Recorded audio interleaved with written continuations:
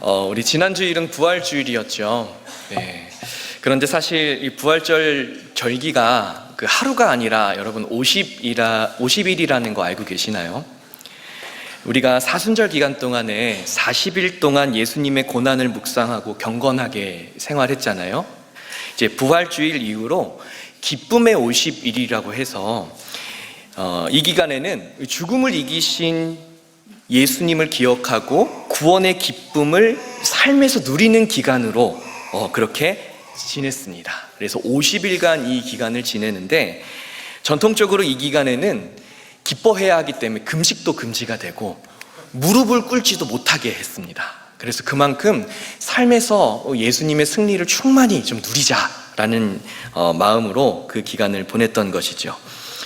이번 사순절 기간 동안에 우리가 경건하고 차분하게 말씀 묵상도 하고 성경도 읽고 그렇게 보냈다면, 이제 앞으로 50일간은 기쁜 마음으로 성경도 읽고 묵상도 하시고 그렇게 계속해서 그 경건한 생활을 이어가실 수 있게 되기를 바랍니다.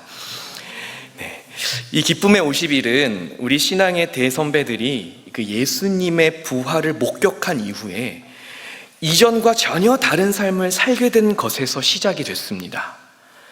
그들은 체포되시는 예수님을 버려두고 목숨을 부지하려고 도망을 쳤었죠. 그런데 부활하신 예수님을 만나고는 그 부활을 눈으로 목격을 하자 그 신비에 압도되어서 부활의 주님을 전하기 시작합니다. 예수님을 버리고 도망치면서 목숨을 부지하기에 급급했던 제자들이 부활 이후에는 죽음을 불사하며 예수를 전하는 용사가 된 것이에요.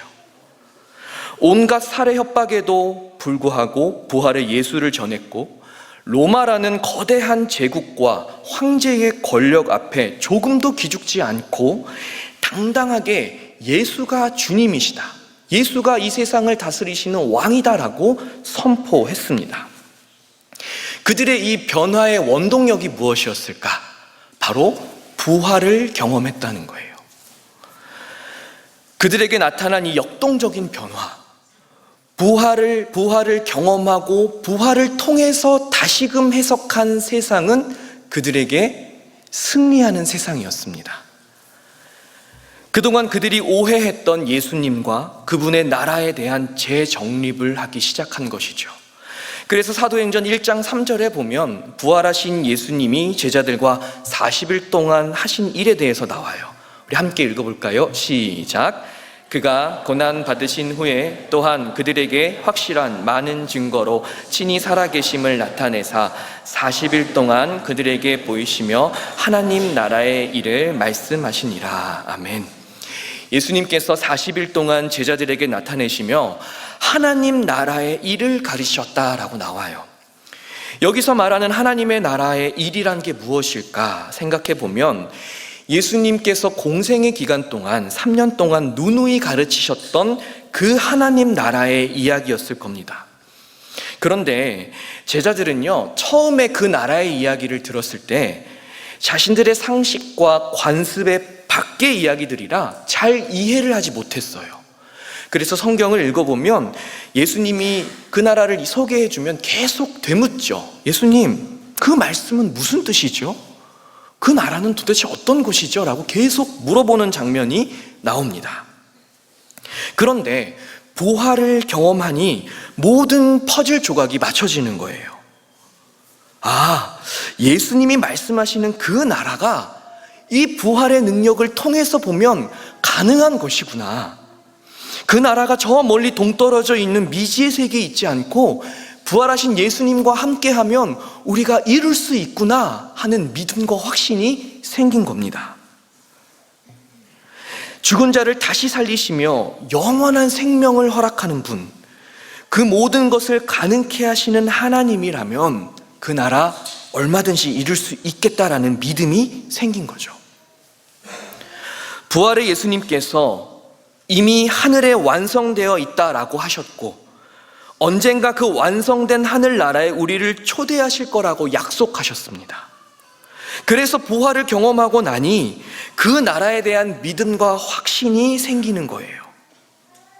때문에 40일이 지나고 예수님께서 하나님 곁으로 가셔서 더 이상 그들과 함께하지 않으실 때 세상에 남겨진 제자들, 그들의 모임과 예배는 하나님 나라의 이야기로 가득 찼습니다.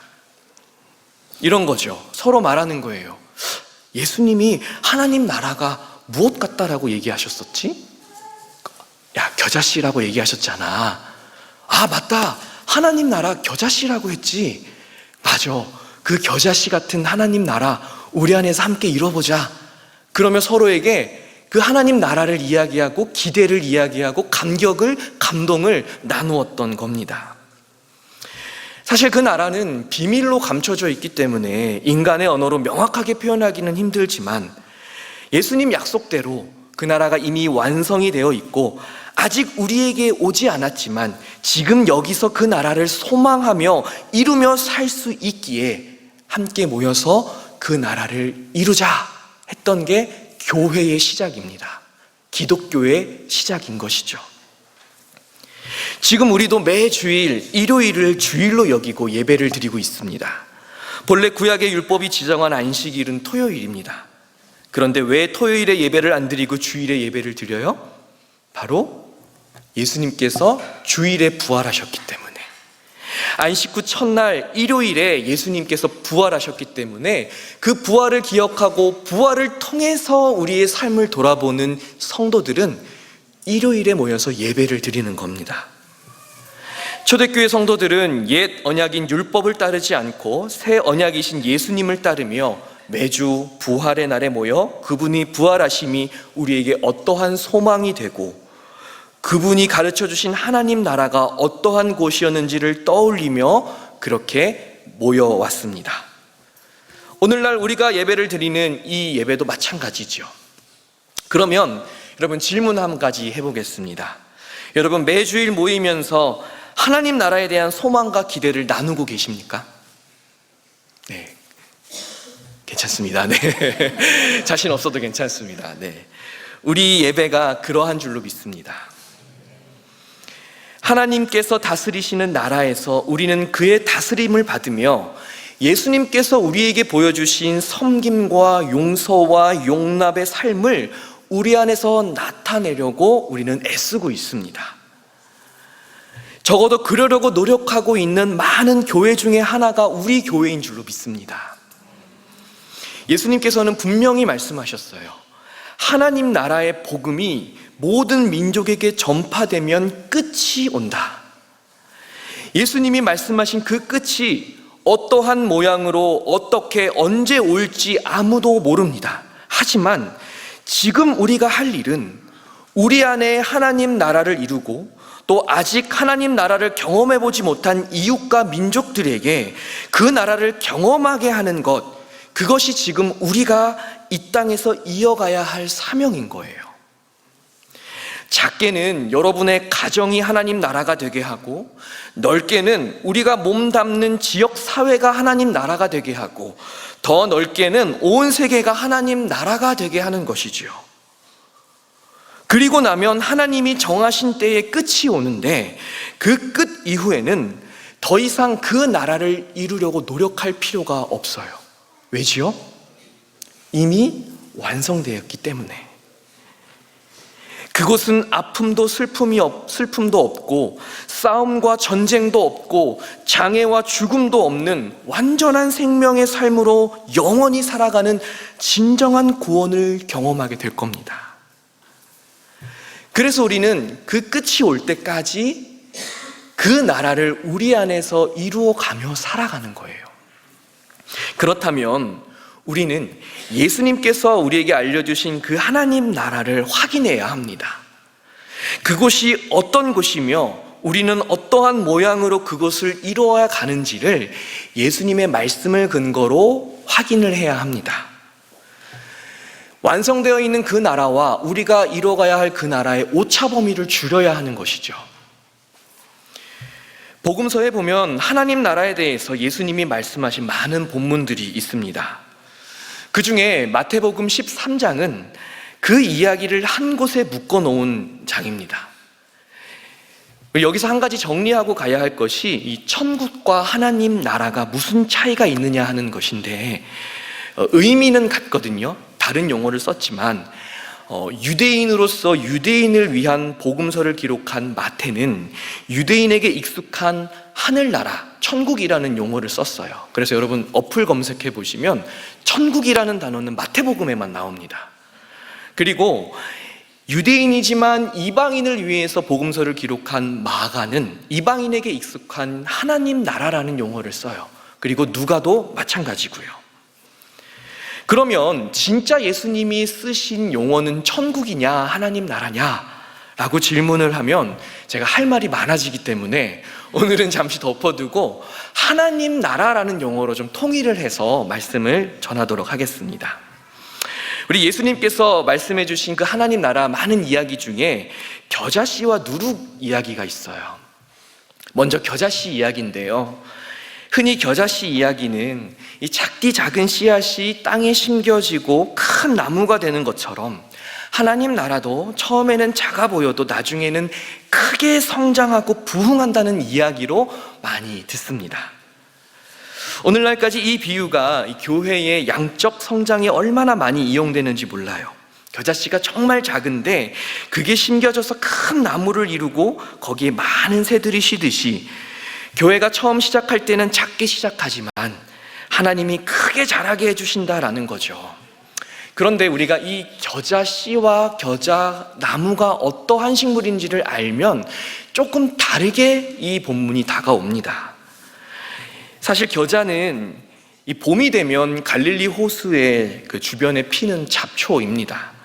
지금도 갈릴리 호수 주변에 가면 노란색 꽃이 피는 것을 볼 수가 있어요. 그런데 사실 이 나무는 흔하고 볼품없는 들풀입니다. 줄기가 튼튼한 백향목 나무처럼 궁전이나 성전을 짓는 건축 재료로 쓸 수가 없는 그런 식물이에요. 성경 말씀에는 나무가 되어 새들이 깃든다라고 했지만 사실 들풀보다 조금 더 크게 자라서 작은 새들이 몸을 겨우 숨길 만큼만 자라는 거죠. 여러분 요즘 고속도로 이렇게 지나다 보면 이렇게 노란색 꽃들이 피어 있는 걸 보게 되실 겁니다. 유채꽃밭인데요, 겨자꽃이 유채꽃과 비슷합니다. 게다가 예수님은 이 억센 들풀과 같은 겨자의 씨앗을 사람이 자기 밭에 심었다라고 하셔요. 누가복음에는 채소밭에 심었다라고 나옵니다. 한번 생각해 보세요. 어느 누가 들풀을 자기 밭에 심을까요? 어느 누가 들풀을 내가 먹어야 할 채소가 있는 채소밭에 심을까요? 아무도 그렇게 하지 않습니다. 그렇게 하면 이 들풀의 억센 기운이 다른 식물들이 자라는 것을 방해합니다. 그 풀은 그냥 들판에 두고 필요하면 가져다 쓰면 되는 것입니다. 그런데 예수님은 왜 천국을 이야기하시면서 겨자씨 같다고, 그리고 그것을 자기 밭에 심었다고, 그래서 그것이 자라났는데 겨자꽃과 같다라고 얘기를 하셨을까? 그것은 하나님 나라가 얼마나 크게 성장하느냐가 중요한 게 아니라 얼마나 넓게 자라느냐가 중요하다라는 거예요. 하나님 나라가 얼마나 평범하고 보편적인지에 대한 이야기입니다. 많은 새들이 깃들 정도로 크게 성장하는 이미지가 아니라 저 들판에 흔하디 흔해서 밟힐 정도로 퍼져 있다라는 거죠. 그리고 하나님은 그런 것을 가져다가 하나님의 나라를 이루신다라는 거예요. 이때 예수님께서 하나님 나라 이야기를 해주시는 장소가 어디였을까요? 이렇게 예배당에서, 회당에서 하신 게 아니라 마태복음 13장 2절에 보면요, 해변에 모여서 예수님은 배 위에 앉으셔서 해변에 앉아있는 무리들을 향해서 이 이야기를 해주신 겁니다. 여러분 한번 상상해 보세요. 봄이 되면 갈릴리 호수 주변에 겨자꽃이 만개합니다. 그리고 사람들은 그 겨자꽃 사이사이에 앉아 있어요. 새들이 그들 주변에서 지저귀고 있습니다. 그러면서 예수님이 찬찬히 알려주시는 거예요. 하나님의 나라는 너희들이 앉아있는 그곳과 같다. 갈릴리 호숫가 전체를 아름답게 뒤덮을 만큼 무성하게 자라는 그런 나라이다. 갈릴리 사람들은 천국이 백향목이나 메타세카이어 나무처럼 크고 웅장한 곳이라는 말씀보다 겨자나무, 겨자꽃과 같다는 예수님의 말씀에 비로소 하나님 나라가 소망으로 다가오기 시작합니다. 그들은 로마의 압제를 받고 있었고 매달 세금을 내느라 허덕이며 살았습니다. 그러면서 예루살렘 성전 중심으로 한 주류 사회에서 밀려나 이방의 갈릴리라고 멸시받으며 잡초처럼 취급받으며 살았어요. 그런데 예수님께서 이런 잡초 같은 갈릴리 사람들을 하나님 나라의 백성으로 초대하고 계신 겁니다. 하나님 나라가 백향목 궁전이 아닌 겨자꽃 찬란한 풀밭이라면 나도 그곳을 소망하며 살 수가 있겠구나 하는 믿음이 생기는 거예요. 여러분, 우리도 마찬가지입니다. 크고 화려하고 웅장한 나무이고 반드시 그렇게 성장해야만 하나님 나라가 되고 하나님 나라를 이루는 도구가 된다라는 것이 아니라 오히려 볼품이 없는 씨앗이고 심겨져 봤자 흔하디 흔한 들풀이지만 하나님이 그런 인생을 당신의 나라로 삼으신다. 하나님이 그런 인생에게 당신의 나라의 평화를 허락하신다라는 거죠. 그러면 우리가 지향하고 추구해야 할 가치, 우리의 삶의 방향이 어디로 향해야 하는지가 분명해지는 거예요. 그리고 이어서 누룩 이야기를 하십니다. 우리 오늘 본문 33절의 말씀 다시 한번 읽어보겠습니다. 시작.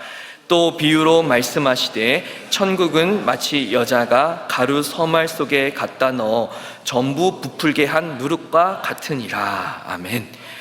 이 가루 서말은 39리터 정도 되는 양이라고 합니다. 약 100명 정도가 먹을 수 있는 밀가루의 양인 거죠. 그런데 거기에 아주 작은 양의 누룩을 넣게 되면 이제 밀가루가 반죽을 할 때 부풀게 되어서 많은 사람들이 배부르게 됩니다. 이 누룩이라는 것이 아주 흔한 식재료인데요. 당시 유대인들에게 이 누룩은 부정한 그리고 더러움의 상징이었습니다. 그래서 다른 성경 구절들을 보면 이 누룩에 대한 부정적인 이야기들이 많이 나와요. 예수님도 제자들에게 바리새인들의 누룩을 조심하라라고 경고하시고 사도 바울도 고린도 교회 안에 일어난 음란의 문제를 누룩으로 묘사합니다.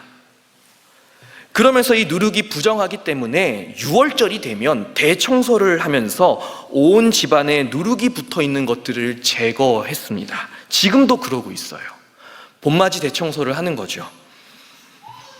그런데 예수님께서 하나님 나라 이야기를 하시면서 누룩을 이야기하시는 거예요. 이게 얼마나 도전적인 이야기냐면 여러분, 하나님 나라는 거룩해야 하잖아요.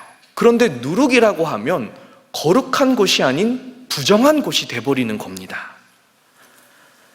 부정함과 평범함의 도구인 누룩이 하나님 나라라면 그 거룩함이 훼손되는 거예요.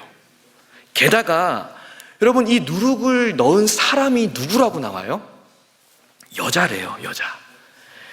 제가 지난번 설교에도 물동이를 지고 가는 건 여자만 하는 일이다라고 말했는데 몇몇 분들이 한 목사 가부장적인 사람 같아 막 이렇게 얘기하셔가지고 제가 좀 당황을 했는데요. 또 여자 이야기를 합니다. 예. 여성은 당시 유대 사회에서 철저히 배제되고 심지어 남성보다 열등한 존재라는 취급을 받았어요. 어디 하늘 같은 여성분들을 그렇게 취급했는지 상상도 못하겠는데 예수님께서 하나님 나라 이야기를 하시면서 이 비유의 주체, 하나님 나라의 주체가 여성이라고 얘기하는 거예요. 남성들에게는 상당히 불쾌한 일이었을 수가 있습니다. 예수님이 이걸 모를 리가 없는데 하나님 나라가 어떤 것인지를 설명하면서 누룩과 여성을 비유하시는 겁니다. 불편하게 만드시는 거예요. 너희가 관습적으로, 통념적으로 알고 있는 하나님 나라의 이미지는 틀렸다. 하나님 나라에 대한 편견을 깨뜨리는 겁니다. 세속적인 가치관에 물들어 있는 하나님 나라를 다시 돌아보게 하는 거예요. 그러면서 진정한 하나님 나라를 바라보게 만드셨던 겁니다. 앞서서 겨자씨로 하나님 나라를 이야기하셨듯이 그 나라는 보편적이고 편만하게 모든 죄인을 위해 열려있는 곳이라는 거예요. 여성이라고 제외되지 않고 더럽고 천하다고 배제되지 않으며 투박하고 거친 사람들은 상상도 못할 그런 나라가 아니라는 겁니다. 그리고 가루 서말은 100인분이라고 말씀드렸어요. 그런데 거기에 누룩을 넣으면 100명이 아닌 더 많은 한 10배나 되는 사람들이 이제 먹을 수 있는 양이 됩니다. 100인분의 밀가루는 본래 소수의 특정한 사람들만 먹으려 했던 재료였습니다. 그런데 이 여자의 행동으로 인해서 수십 배 불어나 모든 사람들을 위한 재료가 되어요. 잔치가 열리는 거죠. 이것은 소수의 종교 지도자들, 종교적 열심을 갖고 있는 어떤 사람들만 소유하는 게 하나님 나라가 아니라 예수님의 과감한 헌신으로 모든 사람들을 위한 잔치의 나라가 하나님의 나라임을 알려주시는 겁니다. 이렇게 예수님께서는 하나님 나라에 대한 편견을 깨면서 누구든지 와서 그 나라에 참여해라 라고 초대하고 계셔요. 사실 이 이야기 외에도 하나님 나라에 대한 이야기로 등장하는 많은 소재들이 그렇습니다. 밭에 감추인 보물, 갈릴리 바닷가에서 출토되는 진주들, 농부가 밭에 뿌리는 씨앗들, 당시 흔하디 흔한 재료와 장소로 하나님 나라를 설명해 주세요. 예수님께서는 원하기만 한다면 누구든지 손을 뻗어 경험할 수 있는 곳이 하나님 나라임을 알게 하신 것이죠. 그런데 이렇게 예수님께서 하나님 나라에 대해서 말씀하셨을 때 이 천국을 공감하며 받아들인 사람들은 누구였으며 그런 하나님이라면 나는, 그런 하나님 나라라면 나는 싫어, 그게 무슨 하나님 나라야 라고 반박한 사람들은 누구였을까요? 평소 율법과 규율을 잘 지키던 예루살렘의 바리새인들이었을까요? 매일 제사를 집례하며 사람들에게 존경받던 제사장들과 레위인들이었을까요? 아니면 광야에서 살면서 금욕적인 삶을 살아가는 특정한 공동체였을까요? 그것도 아니면 율법과 아무런 상관없이 그저 하루하루 살아가느라 지쳐있는 수많은 무리였을까요? 모르긴 몰라도 예수님의 비유는 율법과 종교와는 전혀 상관없는 삶을 살아가는 수많은 무리들의 심령을 강하게 때리고 울리고 감동을 주었음에 틀림이 없습니다. 그리고 하나님 나라를 자신들의 전유물로 여기고 세속적인 가치관에 혼합한 그들에게는 전혀 와닿지 않았던 것이죠. 그들에게는 자신들의 열심과 노력이 그 대가로 주어지는 하나님 나라여야만 했던 겁니다. 지금 우리는 예수님께서 말씀하신 하나님 나라에 대한 의미를 확인했습니다. 여러분에게 이런 하나님 나라는 어떻게 다가오십니까? 하나님 나라가 생각보다 우리 가까이에, 그리고 우리의 편견을 넘어선다는 사실에 여러분 어떤 느낌이 드십니까? 지금 여러분들이 살아가는 삶의 자리에서 하나님 나라는 얼마나 실현 가능해 보이십니까? 편견을 깬다는 건 쉽지 않은 일입니다. 당장에 우리 교회라는 이 공동체 안에 우리가 전혀 생각지도 못했던 사람들이 들어와서 함께 하나님 나라를 꿈꾼다는 것 상상할 수 있을까요? 아마 정말 어려운 일일 것입니다. 하지만 하나님 나라는 우리에게만 주어지지 않았음을 분명히 한다면 적어도 우리는 노력을 할 수가 있어요. 인종과 종교와 정치와 이념을 넘어서서 모든 사람들이 하나님의 나라를 경험할 수 있도록 우리는 도와줄 수 있어야 한다는 겁니다. 그래서 우리는 매주 매 모임마다 그 나라를 돌아보고 점검하고 확인하는 겁니다. 혹여나 우리가 엇나간 방향으로 가고 있지는 않은가? 그 시절 종교 지도자들, 그 바리새인들처럼 우리는 살아가고 있지는 않은가? 그러면서 우리의 삶의 자리를 다시 예수님이 말씀하신 하나님의 나라의 자리로 돌려놓는 일을 하며 우리 안에 하나님 나라를 일구어 가는 거예요. 헨리 나우엔이라는 신학자가 그리스도의 길, 세상의 길이라는 책에서 복음의 하향성이라는 개념을 이야기했습니다. 세상은 항상 위를 바라본다. 상향성이죠. 높은 곳, 많은 것, 화려한 곳을 향해 간다. 갈릴리보다는 예루살렘으로 가려고 하고, 적은 곳보다는 많은 곳으로 가려고 하고, 실패보다는 승리로 가려 한다. 하지만 복음은 마치 물이 위에서 아래로 흐르듯 하향성, 아래로 향한다. 낮은 곳, 적은 곳, 소박한 곳. 지금 내 안에 가득 찬 헛된 것들을 다 버리고 가벼워지면 내려갈 수 있다라고 이야기합니다. 예수님께서 높고 높은 하늘 보좌를 버리고 낮고 낮은 우리에게 오셨던 말입니다. 높은 곳으로 가려면요, 주변의 사람들을 밟고 일어나야 합니다. 사람은 도구가 되는 거예요. 내가 높은 곳으로 가려면 그들은 수단이 되는 겁니다. 그래서 그 지향점을 위해선 언제든 밟거나 치워버릴 수 있는 존재가 돼버리는 거죠.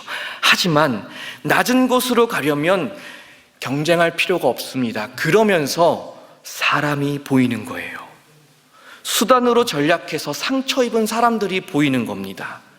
수단으로 전략해서 상처 입었던 내 영혼이 보이는 거예요. 정치 이념과 논리에 치여서 제대로 된 위로 한번 받지 못하는 사람들, 손익 계산 때문에 뒤로 밀려나 있는 사람들, 전쟁이 왜 일어났는지 모른 채 부모를 떠나보낸 전쟁의 고아들이 보이는 겁니다.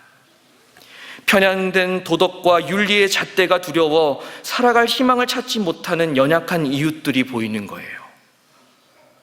우리가 진정으로 하나님 나라를 꿈꾼다면 그들의 처지와 상황을 칼로 무자르듯 단칼에 재단하고 판단하기보다 그들도 하나님의 사랑이 필요하다, 그들에게도 하나님의 나라가 주어졌다라는 걸 마음에 새기고 그들에게 하나님의 나라를 전할 용기가 생긴다라는 거죠.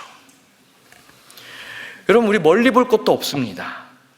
꿈과 비전이 어디에 있는지 찾지 못해 방황하는 우리 아이들, 부모의 높은 기준을 충족시켜주느라 자신의 꿈이 뭔지도 모른 채 숨죽여 살아가는 자녀들, 자기의 의사와 상관없이 낯선 땅에서 적응하느라 발부둥치는 우리 자녀들이 보일 거예요. 또 가족을 부양하기 위해 막중한 책임을 지고 하루하루 버티는 가장들이 보이고, 가족들을 먹이고 입히기 위해서 손이 트도록 섬기는 주부들이 보일 겁니다.